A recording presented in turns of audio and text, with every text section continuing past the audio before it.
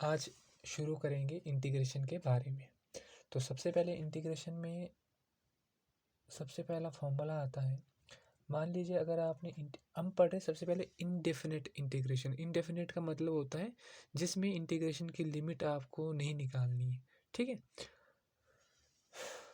तो सबसे पहला फॉर्मूला होता है, अगर आपने एक्स की power n d of x का इंटीग्रेशन आपने करना है तो इसका फॉर्मूला क्या हो जाएगा।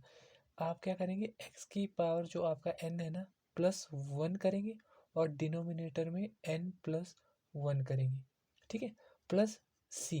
और सी यहाँ पर क्या है, कांस्टेंट ऑफ इंटीग्रेशन है। इस फॉर्मूले में सबसे पहले आप ये ध्यान रखेंगे कि जो एन का वैल्यू है यहाँ पर माइनस वन नहीं होना चाहिए, ठीक है।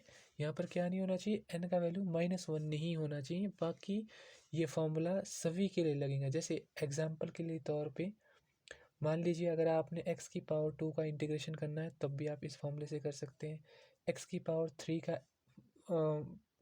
इंटीग्रेशन करना है तब भी आप इस फॉर्मूले से कर सकते हैं। मतलब n माइनस वन का मतलब है n बिलोंग करेगा रियल नंबर को, लेकिन माइनस वन उसके डोमेन में आप नहीं लेंगे, n को आप ये कंसिडर करेंगे, ठीक है। आप n को माइनस वन नहीं ले सकते। क्यों नहीं लेंगे ये मैं आपको आगे बताऊंगा।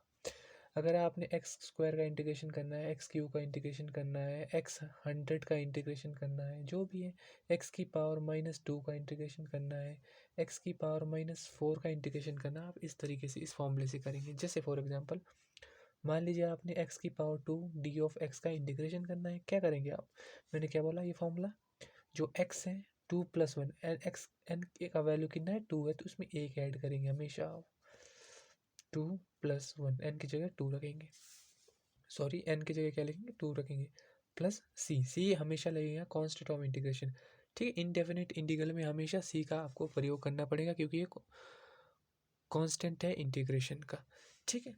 करिए जरा आप इसको, एक्स की पावर तीन बटे तीन जमा सी, सी आपका कांस्टेंट ऑफ इंटीग्रेशन है। तो एक्स स्क्वायर डी एक्स का इंटीग्रेशन क्या हो जाएगा, ये हो जाएगा। मान लीजिए अगर आपने इंटीग्रेशन करना है एक्स की पावर माइनस टू का डी ऑफ एक्स का, ठीक है। तो क्या करेंगे, एन का वैल्यू कितना है यहाँ पर, है एन का वैल्यू कितना है यहाँ पर माइनस टू। तो इस फॉर्मूले में जो ये वाला फॉर्मूला है वहाँ पर एन का वैल्यू माइनस टू पुट करने से क्या करें आप, सिंपली एन का वैल्यू माइनस टू पुट करेंगे, बाकी एज इट इज़ आप रखेंगे, plus C constant of integration. अब क्या करेंगे, अब आप आगे बढ़ेंगे तो minus two plus one minus one upon minus one plus C. अब इसको आप नीचे ड्रॉप कर देंगे, इसको आप डिनोमिनेटर से सॉरी न्यूमिनेटर से नीचे ले आएंगे डिनोमिनेटर में। तो x की पावर माइनस टू का इंटीग्रेशन कितना हो जाएगा, minus one upon x plus C हो जाएगा, ठीक है। आप इसको ऐसे भी लिख सकते हैं दूसरे इसमें, integration one upon x square D of x. ये दोनों चीज़ें एक ही है जैसे आपको पता है।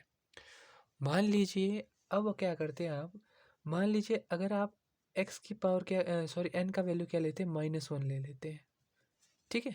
तो ये क्या बन जाएगा, इंटीग्रेशन एक्स की power minus one D of x. या आप इसको ऐसा भी लिख सकते हैं, इंटीग्रेशन वन अपॉन एक्स, मतलब जब आप इसको न्यूमिनेटर से डिनोमिनेटर में ले आएंगे पावर पॉजिटिव हो जाएंगी। अब यहाँ पर आप इस वाले फॉर्मूले का प्रयोग नहीं कर सकते, ठीक है। यहाँ पर इसका इंटीग्रेशन क्या हो जाता है, इसका इंटीग्रेशन हो जाता है log x base e plus C. C क्या है, कांस्टेंट ऑफ इंटीग्रेशन है। आप यहाँ पर हमेशा इसको ध्यान रखेंगे कि जो इसका इंटीग्रेशन कितना हो जाता है, वन अपॉन एक्स का इंटीग्रेशन कितना हो जाता है, log x base e plus C. तो इस टाइप से ये आपने पहला फॉर्मूला अभी तक पढ़ा है कि भाई अगर आपके पास एक्स की पावर जितनी भी आपने इंटीग्रेशन निकालनी है, एक्स की पावर हंड्रेड की निकालनी है, मान लीजिए अगर आपने इंटीग्रेशन निकालनी है एक्स की पावर वन हंड्रेड वन की इंटीग्रेशन निकालनी है डी ऑफ एक्स से, इसी फॉर्मूले से सिमिलरली आप ऐसे जैसे मैंने आपको फॉर्मूला करवाया था ना वैसे ही करेंगे। तो कितना है, एक्स की power one zero one plus one upon one zero one plus one plus C. तो कितना हो जाएगा, एक्स की power one zero two upon one zero two plus C. तो इस फंक्शन जो ये आपका फंक्शन है इसका इंटीग्रेशन आपका कितना हो जाएगा, एक्स की power one zero two upon one zero 2, x की पावर 101 का इंटीग्रेशन ये हो जाएगा। ठीक है, अगर आपका कोई फंक्शन एक्स की फॉर्म में, मतलब सिंगल एक्स की फॉर्म में उसकी पावर है, नेगेटिव में हो सकती है, पॉजिटिव में हो सकती है। अब देखिए जरा, मान लीजिए अगर मैंने क्या कर दिया, एक्स की पावर 5/2 कर दिया और बोला आपसे कि भाई इस फंक्शन का इंटीग्रेशन करो। मान लीजिए मैंने आपको ऐसा एग्जांपल दे दिया और आपसे बोला कि भाई आपने क्या करना है, इस फंक्शन का क्या करना है,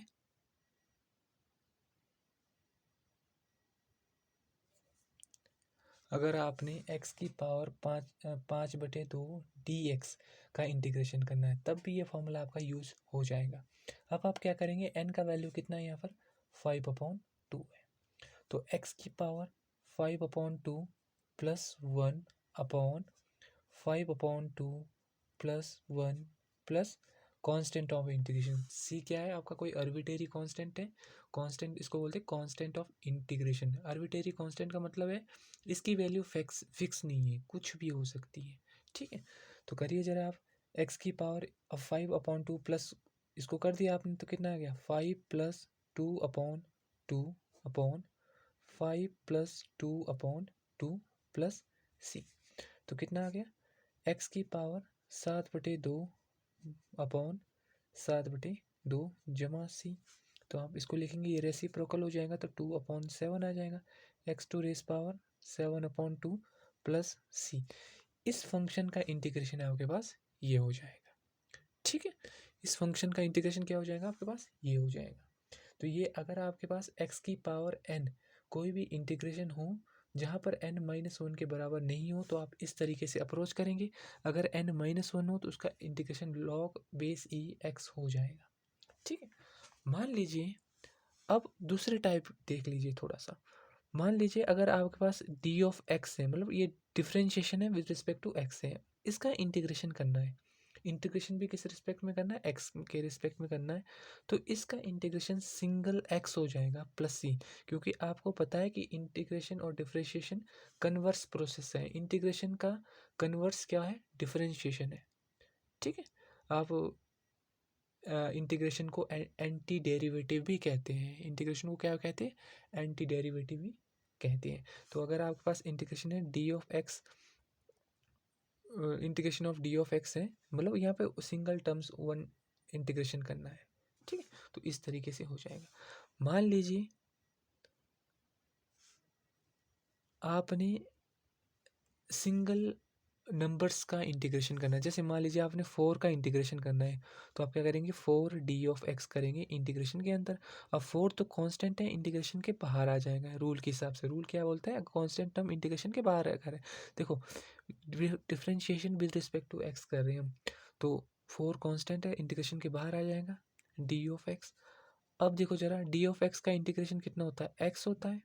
ठीक है, plus C constant of integration आ जाएगा, तो 4 का इंटीग्रेशन कितना हो जाएगा, 4x प्लस सी। तो ये हमारा पहला आज का इंटीग्रेशन का वीडियो है।